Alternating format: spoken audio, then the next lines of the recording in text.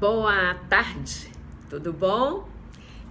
Hoje nós vamos falar sobre o caráter do parceiro. Eu achei isso muito interessante. Inclusive, é um dos capítulos de um livro que eu estou para lançar. Ele nos traz uma abordagem sobre o caráter do parceiro, né? Das pessoas que convivemos, né? Do amigo, do melhor amigo, que caráter, né? É ele. Então, eu começo o capítulo, por isso que eu tô até de óculos pra gente ler, né? Que é o capítulo 4. É mais fácil julgarmos o caráter de uma pessoa do que o nosso próprio caráter. Por isso, cuidado, a vivência analítica já nos revela o que se vê no outro e que incomoda tanto está, de alguma forma, refletido dentro de si. Então, essa é uma parte que, às vezes, a gente briga tanto com o outro, e às vezes está dentro dele próprio.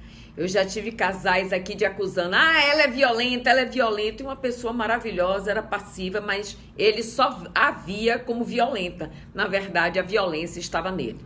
E quando eu o trabalhei, estava lá a violência implantada nele, vindo da genética ambiental familiar do pai, né? O pai era altamente violento dentro de casa, grosseiro, estúpido, e ele só via nela isso. Na verdade, eu acho que ele buscava que ela até se refletisse dessa forma para que ele pudesse entender relação. Porque quando a gente traz das estruturas de base a violência, a gente busca repetir esse padrão mesmo não gostando, né? Então a gente projeta. Então, esses comportamentos fazem parte do comportamento e do caráter do indivíduo. Ao tentar conhecer o caráter do seu companheiro, você deve observar como ele se porta, além de ser com você, como ele se porta com os amigos, né? É tão importante a gente saber isso, gente. Eu já tive amigos que eu jurava, né, que era uma pessoa, e quando de repente pipocou um caráter malicioso terrível, e essa pessoa começou a contar piadas, né, de baixo calão horrível, e na frente de pessoas que eram assim altamente éticas, né? Então a gente precisa saber o lugar que a gente vai falar, como a gente vai se expressar, como a gente vai se portar diante com alguém. Então a gente precisa observar isso. E quando é que a gente tem que observar isso num parceiro? No namoro. Os períodos de avaliação são esses. Eu vejo pessoas chegando aqui decepcionadas porque o paquera da internet é um mau caráter, porque pede dinheiro ou porque fica aparecendo nu na tela. Gente, é só você dizer não, né? E a gente precisa aprender a dizer não. Isso não me cabe, isso não está me favorecendo dentro da minha ética vivencial. Não é isso que eu quero. Então, a gente precisa perceber isso nessa vivência. E tem pessoas que mal conhecem, já vão morando e depois se decepcionam. Eu já tive uma paciente aqui de muitos anos atrás, que ela foi conviver com esse rapaz e ele deu o maior golpe nela. Pense o golpe. Limpou a conta dela. Ela ficou doente. Ele ficou de posse dos cartões dela.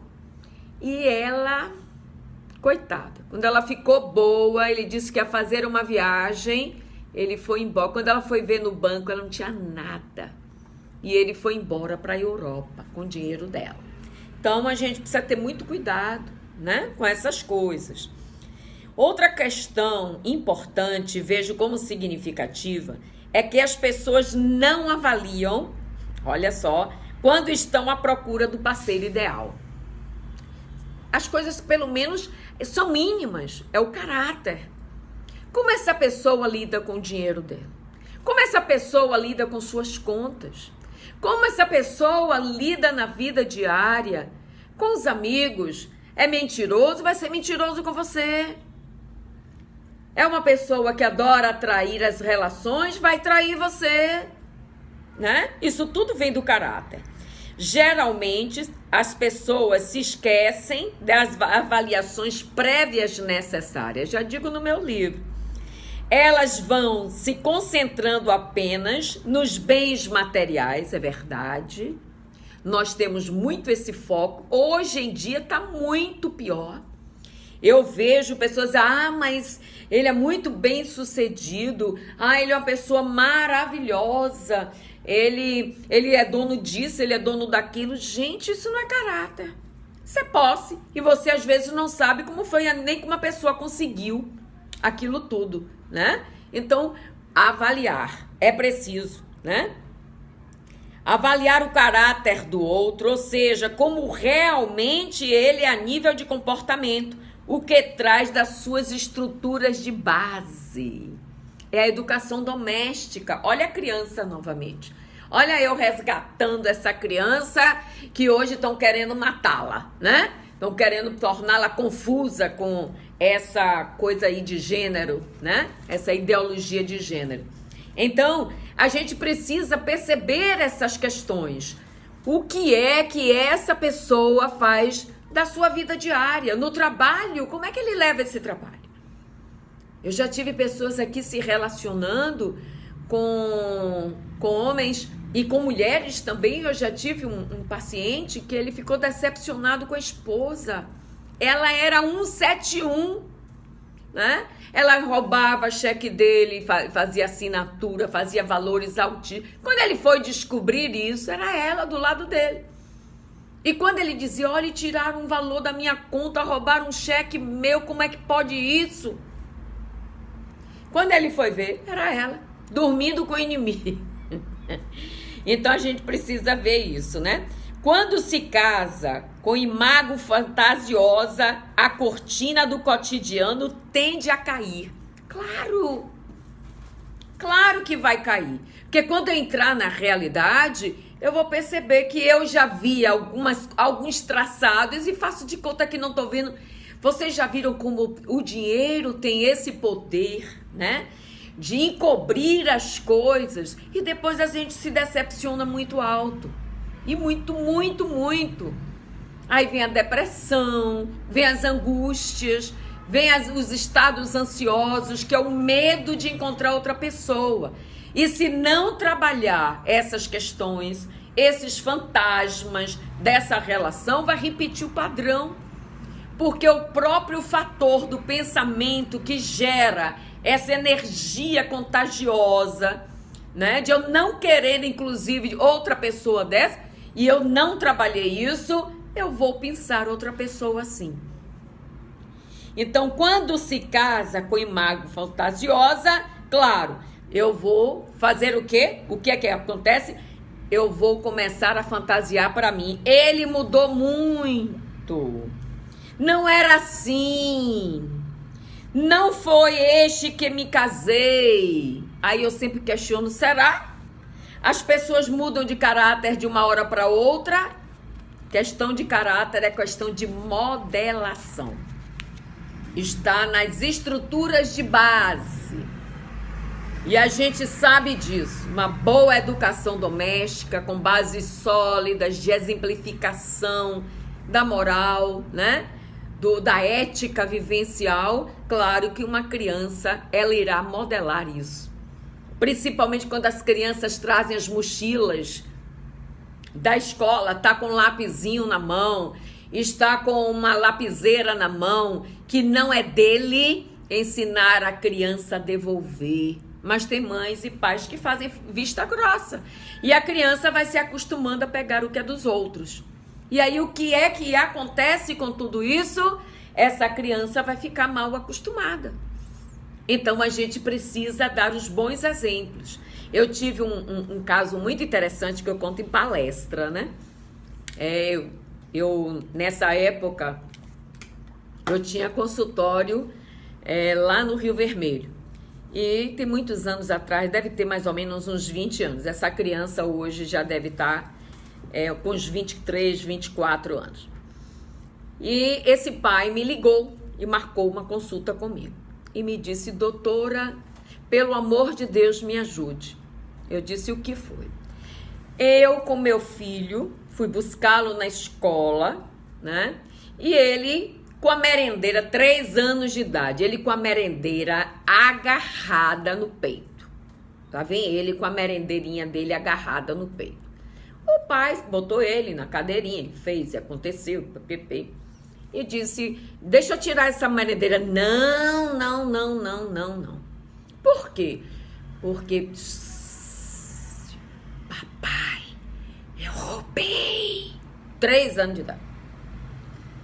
Ele tomou um susto. Como que essa criança sabe o que é isso? Né? Roubar? Eu roubei. Disse, meu filho, o que é isso? Você roubou o quê? E aí, ele abriu a lancheira, pegou o guardanapinho, né? Botou aquelas canetinhas que antigamente era sensação, né? Que descia as estrelinhas, barquinho. Disse, meu filho, de quem é essa caneta? Psst, é de meu colega. É dele. Mas ele não pode saber que eu roubei.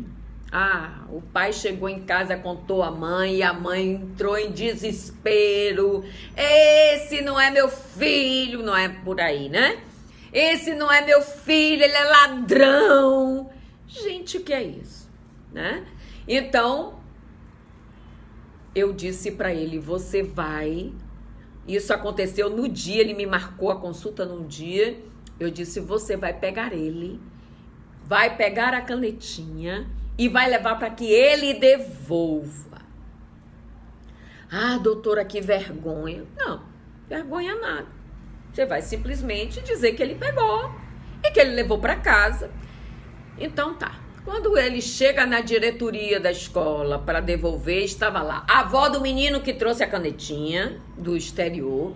E estava o menino chorando porque queria a canetinha dele que a avó tinha trazido dos Estados Unidos. E o menino, né, na mão, o filho dele com ele, segurado na mão, e ele disse assim, olha, eu vim devolver essa caneta que fulaninho, que era o filho dele, pegou sem querer. O menino puxou ele pela calça e disse, papai, eu lhe disse que eu roubei. Na frente de todo mundo. Então, a gente precisa ter muito cuidado com isso. E ele ficou desesperado depois. Eu indiquei, inclusive, um psicólogo infantil para que essa criança pudesse ser acompanhada, né? Então, a gente poder entender de onde veio isso, né? Nós sabemos que nós não temos só essa única vida. Nós trazemos também, né? Então, por isso que a infância tem que ser muito observada, porque nós já trazemos registros de muitas coisas que serão manifestadas principalmente na infância. Por isso que a infância tem que ser vista, né? Olhada, acompanhada, amada e não ficar fazendo de conta. Isso é coisa de criança, não! Tem que observar, porque a criança está modelando o seu caráter, né? Então, essa é uma forma muito importante para que amanhã, quando chegar na vida adulta, não querer fazer de cargos, né, políticos ou cargos, seja ele qual for, um trampolim para fazer coisas erradas. Quando, pelo contrário, tem que levar uma ética vivencial, uma genética ambiental familiar, para que essa criança em adulto possa despertar valores como cidadão, para ajudar a pátria, para ajudar a sociedade, para ajudar a família, para ajudar os amigos, ser uma pessoa boa. E não ser aquele amigo que só quer levar vantagem em tudo. Não tem esse ditado que o brasileiro gosta de levar vantagem em tudo? Então, nós já somos tidos como mau caráter. Eu me lembro quando eu fui estudar fora, que entrei numa loja em Paris com mais 8 psicanalistas, A lojista morreu de medo, se assustou, a gente falando em português, e ela se assustou muito. Imagine hoje, com tudo isso que está acontecendo, o nosso caráter fica abalado lá fora, né? Então a gente precisa ter muito cuidado com essas coisas. O que é que eu estou modelando em meus filhos? Porque a gente adora dizer assim, faça o que eu digo, mas não faça o que eu faço. Isso é a pior coisa. Uma certa vez eu almoçando numa comida aquilo, um pai foi, olha caráter, isso é caráter, hein? Ensinando inclusive a criança a ser errada e mentirosa. Ele foi se servindo e foi botando a comida da menina, uma menina de seus 8 anos. Virou para ele e disse assim, pai, deixa eu comer hoje batata frita. Não, você vai comer salada. E tacou-lhe salada para a menina. Ela fechou uma carinha, né? E eu me servindo e só escutando. Aí depois ela disse, pai, deixa eu comer hoje filé com fritas. Amanhã eu como salada. Não, você vai comer hoje frango. Pegou frango, botou para a menina. Para ele se serviu de um monte de batata fritas e um filé enorme. 0 salada. Ela disse, pai, hoje eu posso tomar um refrigerante? Não, você vai tomar suco. Pegou Coca-Cola para ele. Eu fiquei parada assim, olhando. Eu disse, eu não tô acreditando, porque essas coisas só acontecem comigo, né? Eu disse, eu não tô acreditando no que eu tô vendo. Aí, ele se sentou com ela, numa mesa. Eu sentei mais na frente. Ele esqueceu de alguma coisa, acho que foi um talher ou foi farinha, não me lembro. Ele se levantou. Quando ele se levantou, que passou por mim, na volta eu peguei ele pelo braço. Eu disse, por favor, chegue aqui. O senhor é pai daquela menina? Sou, sim, senhora. Eu disse, o senhor sabe o que o senhor está modelando nela? Ela deve ter 7 para 8 anos, não é isso? É isso mesmo. Eu fiz, como é que o senhor ensina ela que adulto pode e que criança não pode? E o senhor come? Que exemplo o senhor está dando a ela? Porque hoje, fritura, nem Coca-Cola serve nem para criança, nem para adulto. Mas tudo bem que o senhor botasse até um pouco para ela, mas o senhor dizer que ela não e o senhor sim, o senhor está mentindo. E ela amanhã, quando tiver maior, ela não vai querer lhe ouvir. Então a gente precisa perceber. Ele não gostou não, viu, gente? Se vocês querem saber o resultado de... Ele disse, tá bom, muito obrigado. Fechou a cara e comeu com a cara fechada. Eu me levantei, depois que comi, passei por eles, levantei minha cara e fui-me embora. Eu fiz meu papel. Então a gente precisa ensinar as crianças o melhor, porque amanhã ela é adulta e passa rápido. Passa rápido. Hoje essa menina deve estar com seus 17 anos, já passou voando. Então a gente precisa perceber o que é que nós estamos oferecendo à sociedade. E precisamos ofertar coisas boas. Precisamos mudar o que está aí. E a gente só vai mudar se a gente ensinar e exemplificar o melhor. Tá?